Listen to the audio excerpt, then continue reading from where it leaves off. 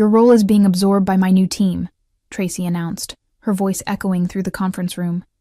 "Your access ends today." I felt every eye in the quarterly meeting shift to me. Some expressions showed shock, others pity, but most reflected confusion. A wave of uncomfortable murmurs rippled through the room.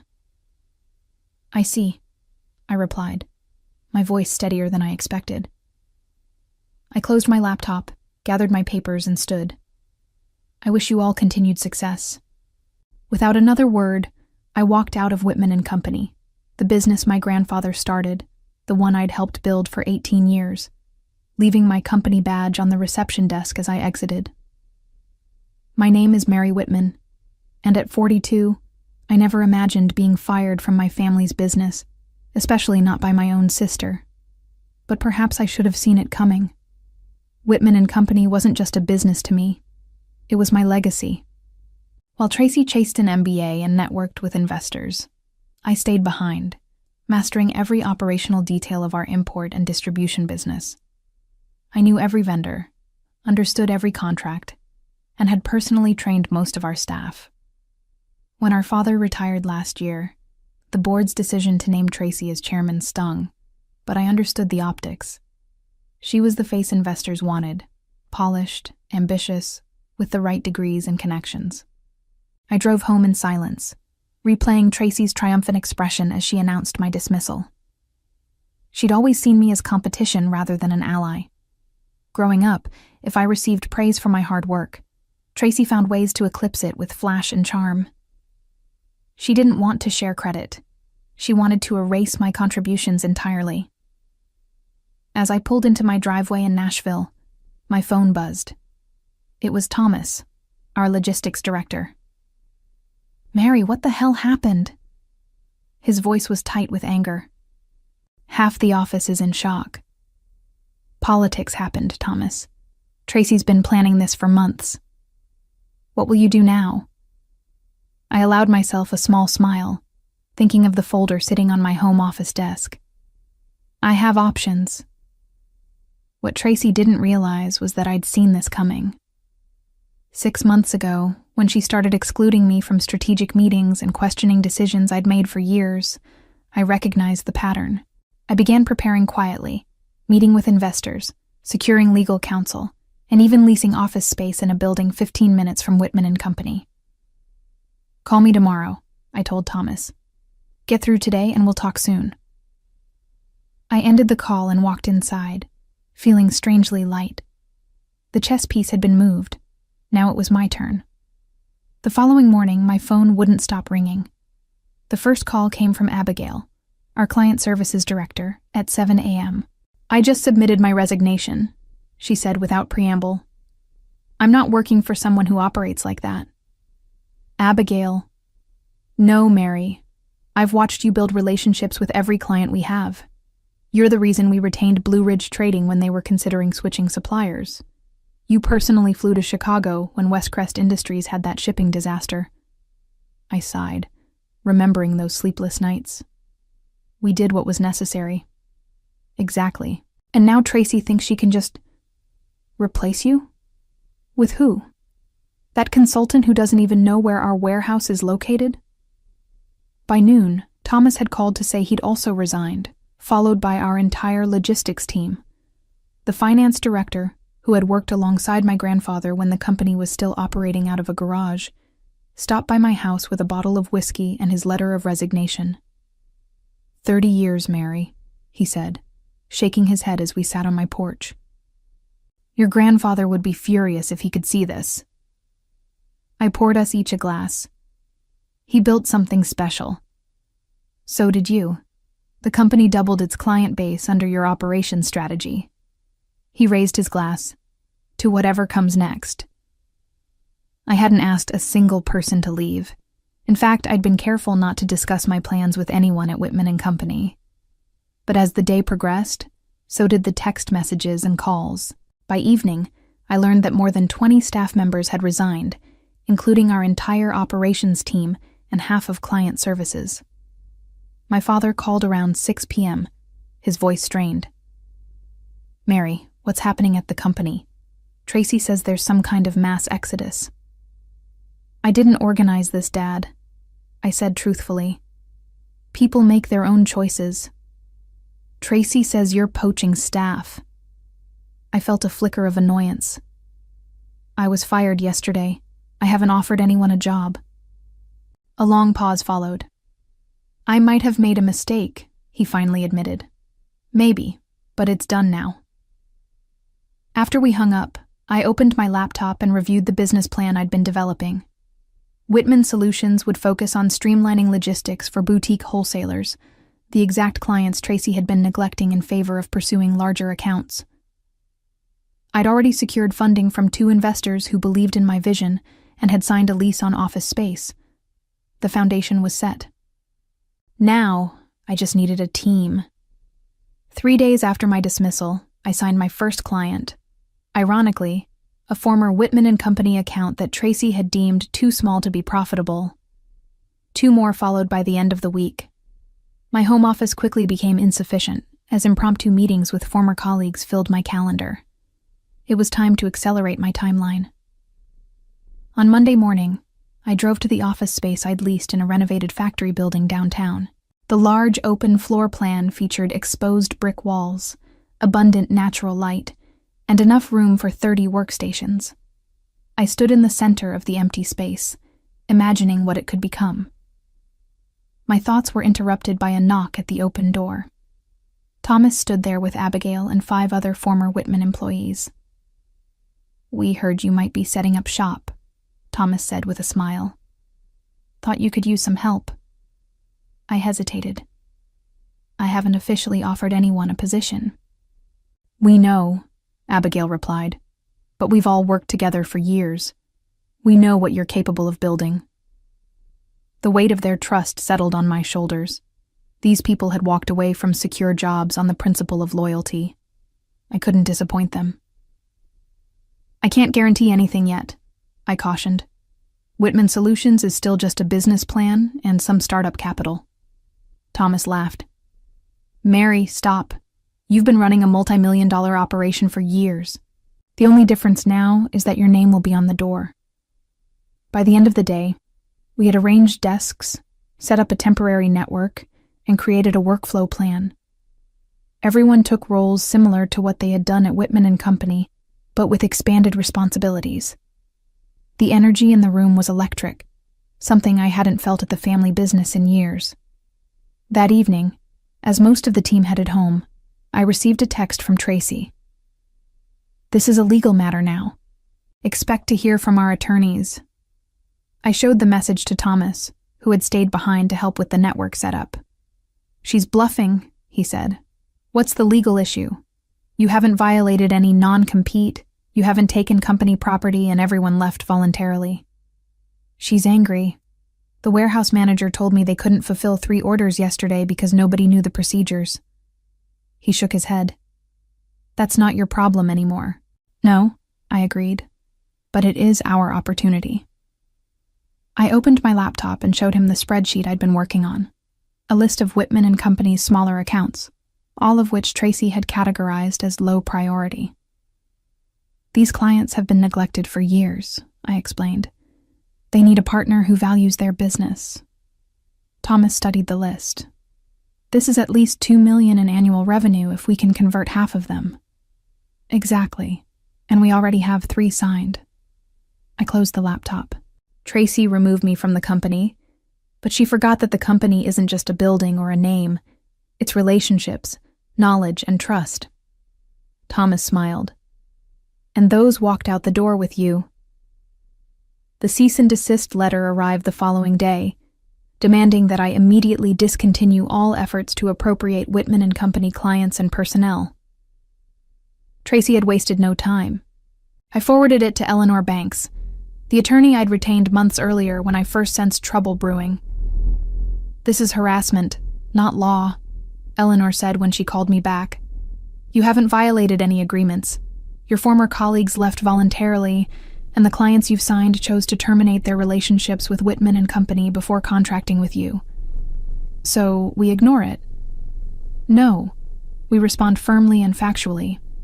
I'll draft something today. But Mary, This isn't the last we'll hear from them. She was right. That afternoon, my father showed up at our still-forming office. He looked older than when I'd seen him last, the lines around his eyes deeper, his shoulders slightly stooped. "This place looks promising," he said, glancing around at the bustling activity. "Can we talk privately?" I led him to the small conference room we'd set up that morning. "Tracy is furious," he began once the door closed. "She says you're deliberately trying to destroy the company. By starting my own business. That's quite an accusation. Half the operational staff left, Mary. Orders aren't being fulfilled. Clients are calling with complaints." I kept my expression neutral. "And how is that my responsibility? I was fired, remember? In front of the entire company, with no warning and no transition plan." My father winced. "I didn't know she planned to do it that way." "But you knew she planned to do it." He looked away, his silence confirming what I'd suspected. My own father had approved my removal. "The board is considering legal action," he finally said. "They believe you orchestrated this mass departure." I leaned forward. "Did you bring any evidence of that? Any emails where I solicited staff? Any recordings of me asking people to leave? Because there aren't any. People trust you, Mary. They follow your lead. I haven't asked anyone to follow me anywhere. They made their own choices after seeing how Tracy operates." My father sighed heavily. "She's young. She'll learn." "At what cost? The business grandfather built? The relationships I've maintained for 18 years? "I'm asking you to consider a resolution," he said. "Maybe you could come back as a consultant, help rebuild the operational structure." I nearly laughed. "So Tracy can fire me again once everything's fixed?" "She made a mistake. She admits that now." "Does she? Because the cease and desist letter suggests otherwise." I stood up. "Dad, I gave everything to Whitman and Company. Nights, weekends, vacations interrupted by emergency calls. I earned the respect of our staff and clients through years of solving problems and keeping promises. Tracy thought she could erase all that with a single announcement. She was wrong." My father looked defeated. "What do you want? Money? A public apology?" "Neither. I want to build something of my own, with people who value integrity and hard work over titles and politics. I'm sorry that's not with Whitman and Company anymore, but that wasn't my choice." After he left, I found Abigail waiting outside the conference room. "Everything okay?" "Family business," I said with a wry smile. "Complicated as always." "We just got another call from Riverview Imports," she said. "They want to schedule a meeting." Riverview was one of Whitman's largest accounts, one I had personally secured 5 years earlier. The thought of them reaching out sent a jolt of adrenaline through me. "Set it up for tomorrow," I replied, trying to keep my voice level. "And Abigail? Let's make sure we're ready to handle an account of that size." She grinned. "We already are." The Riverview meeting exceeded all expectations. Their purchasing director, Gregory Pearson, had worked with me for years and didn't mince words. "We tried to make it work with Whitman after you left," he explained as we sat in our conference room. "But 3 shipments were delayed. Documentation was missing, and frankly, no one could answer our questions. I'm sorry to hear that," I said diplomatically. "Don't be. Their loss is potentially your gain." He slid a folder across the table. "This is what we need. Can Whitman Solutions handle it?" I opened the folder and reviewed their requirements. It was substantial, nearly double the volume of any client we'd signed so far.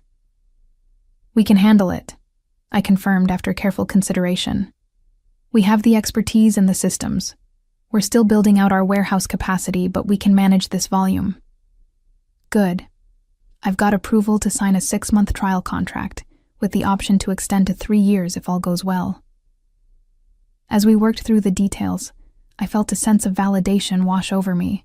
This wasn't just any client. This was proof that what we were building had real value. After Gregory left, I gathered the team to share the news. The celebration was just getting started when my phone rang. It was Eleanor. "Mary, are you sitting down?" she asked. "What's happened?" "Whitman and Company just filed for a temporary restraining order against you and Whitman Solutions. They're claiming theft of trade secrets, tortious interference with business relationships, and several other colorful accusations." My stomach dropped. "On what grounds?" "They're alleging you copied confidential client information and proprietary logistics systems before you left. They've submitted a declaration from Tracy claiming she has evidence you accessed restricted files in the weeks before your termination." I felt the blood drain from my face. "That's impossible. I know. But they've convinced a judge to grant a temporary hearing. We need to prepare a response immediately." I ended the call and found everyone staring at me. Their celebratory mood evaporated. "What is it?" Thomas asked. I explained the situation as calmly as I could. "This is a delay tactic," I concluded. "They're trying to damage our reputation with potential clients and slow our momentum." "Can they do that?" one of the newer team members asked nervously. "They can try," Thomas answered before I could. "But Mary runs the cleanest operation I've ever seen. There's no evidence because there was no wrongdoing." His confidence bolstered me. "Eleanor will handle the legal response. We need to focus on what we can control, serving our clients and building this business." The team dispersed, but Thomas lingered. "There's something else," he said quietly. "What is it?" "I've been hearing from friends still at Whitman. Tracy's brought in management consultants. They're conducting interviews with remaining staff, asking about how information was shared, who had access to what." I frowned. "She's building a case. Or trying to. But here's the interesting part. The board isn't unanimous about this approach. 2 members have expressed concern that the litigation will be more damaging than helpful." "Who told you that?" "Jennifer from accounting. Her husband plays golf with Harold Peters. Harold was one of my father's oldest friends and a founding board member. If he was questioning Tracy's strategy, it could signal a shifting dynamic." "Keep your ear to the ground," I told Thomas. "But we proceed as planned. We have nothing to hide and everything to build." That night I couldn't sleep. The irony wasn't lost on me. Tracy had fired me to consolidate her power, only to face a crumbling company, and now had resorted to legal maneuvers to stop my success. This wasn't business anymore. It was personal. The hearing was scheduled for the following week, giving us precious little time to prepare. Eleanor worked tirelessly, gathering affidavits from team members confirming they had left Whitman and Company voluntarily. I provided detailed records of my final weeks at the company, showing I had accessed only the files necessary for my regular duties. "Their case is weak," Eleanor assured me, "but perception matters almost as much as facts. We need to appear absolutely professional and above reproach." The morning of the hearing, I dressed carefully in a conservative navy suit, pulling my hair back into a simple style that conveyed competence rather than flash. As I drove downtown to the courthouse, my phone rang. The caller ID showed Dad. I hesitated before answering. "Hello?" "Mary, I tried to stop this," he said, his voice strained. "The lawsuit. I told Tracy and the board it would only make things worse. But they didn't listen. No. Tracy has convinced most of them that you planned this from the beginning, that you deliberately sabotaged the company." I gripped the steering wheel tighter. "And you? What do you believe?" A long pause followed. "I believe I made a mistake when I supported Tracy for chairman. I was impressed by her credentials, her connections. But I forgot what really makes a business work." For the first time since this all began, I felt tears prick at the corners of my eyes. "Why are you telling me this now?" "Because I'm going to testify today, as a witness for your side." I nearly swerved off the road. "What?" "I've submitted an affidavit stating that I have no knowledge of any wrongdoing on your part, and that in my 40 years of business experience, I've never seen you act with anything but the highest integrity." I pulled into the courthouse parking lot and took a deep breath. "Tracy will see this as the ultimate betrayal." "Perhaps, but the ultimate betrayal was mine when I didn't stand up for you in the first place." Inside the courtroom, I saw Tracy for the first time since she had fired me. She sat rigidly beside her attorneys, her expression coldly confident. When our eyes met, she didn't flinch or look away. I nodded slightly and took my seat beside Eleanor. The proceedings moved quickly. Whitman and Company's attorneys presented their case, alleging I had systematically undermined the company and stolen proprietary information. They produced printouts of files they claimed I had accessed inappropriately. When it was our turn, Eleanor methodically dismantled their arguments. She presented testimony from the IT director, who had also resigned, confirming that the files in question were ones I regularly used in my role. She submitted declarations from clients stating they had sought out Whitman Solutions on their own initiative after experiencing service problems. And then came the moment that changed everything. My father was called to testify. He walked to the witness stand, looking every bit the distinguished businessman he had always been. But when he spoke, his voice carried an emotion I rarely heard from him: regret. "My daughter Mary has been the operational backbone of Whitman and Company for 18 years, he stated clearly. Her removal was abrupt and without proper transition, a decision I regrettably supported at the time. Any subsequent issues the company has faced are the result of that poor management decision, not any misconduct on Mary's part." The judge listened attentively, occasionally glancing at Tracy, whose face had turned ashen. When all testimony concluded, he took only a brief recess before returning with his decision. "The court finds insufficient evidence to support the claims against Mary Whitman and Whitman Solutions.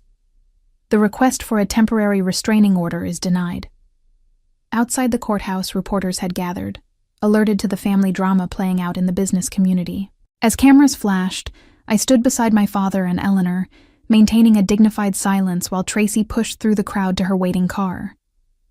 The battle was won, but the war was far from over. The legal victory created unexpected momentum for Whitman Solutions. Within days, 3 more former Whitman and Company clients reached out to schedule meetings. The Nashville Business Journal ran a feature story about the courthouse drama, and while I had declined to comment directly, the article painted a flattering picture of our new venture. What truly surprised me was the impact on Tracy. According to Thomas's sources, she had been reprimanded by the board following the failed legal action. The litigation costs and negative publicity had only compounded Whitman and Company's operational problems. A month after the hearing, my father invited me to dinner. We met at a quiet restaurant away from the business district, where he looked more relaxed than I had seen him in years.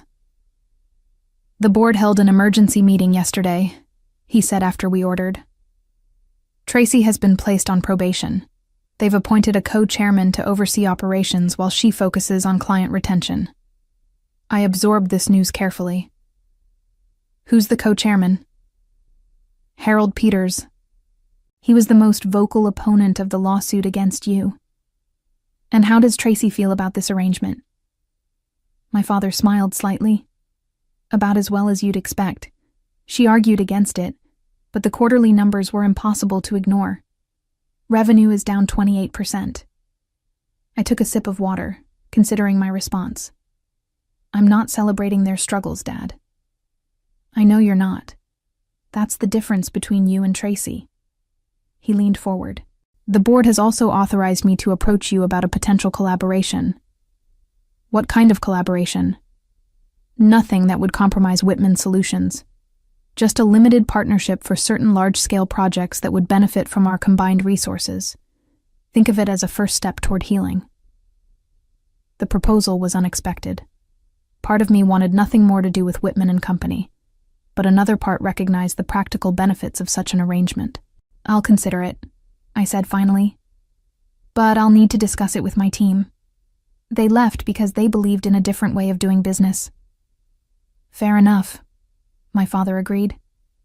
"They put their trust in you. Don't betray that." The partnership proposal sparked intense debate among our leadership team. Some saw it as a vindication and a smart business move. Others worried it would undermine everything we had built. "We left because of how Whitman operates," Abigail argued during our strategy meeting. "If we partner with them, aren't we tacitly endorsing those practices?" "Not necessarily," Thomas countered. "We'd be setting the terms. We could actually influence them to improve their operations." I listened carefully to every perspective, appreciating the passion and principles that drove each team member.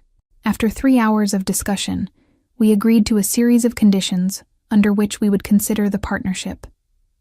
I presented these terms to my father the following day. Whitman Solutions would remain completely independent. The partnership would be project-based only. Our team would have full operational control over any joint ventures, and Tracy would have no direct authority over our staff. "These are strong terms," my father observed after reviewing the document, "but not unreasonable given the circumstances." "They reflect our values," I replied. "We've built something special here, and we won't compromise that." A week later, the Whitman and Company board unanimously approved our terms, with one abstention: Tracy. The news made the front page of the business section. "Whitman Family Reconciles in Groundbreaking Partnership," read the headline, accompanied by a photo of my father and me shaking hands in front of the Whitman Solutions office. As I reviewed the finalized agreement, a notification popped up on my computer, an email from Tracy. I hesitated before opening it, preparing myself for bitterness or accusations. Instead, I found something unexpected. "Mary, the board has made their decision, and I will comply professionally. You've won this round through means I still question. But know this, I'm watching and learning. This isn't over. Tracy." I forwarded the email to Eleanor with a simple note. "For the record." Then I turned my attention back to leading my company, the work that had always mattered most. When our receptionist buzzed to say Riverview's representatives had arrived for our contract renewal meeting, I smiled. Tracy was right about one thing.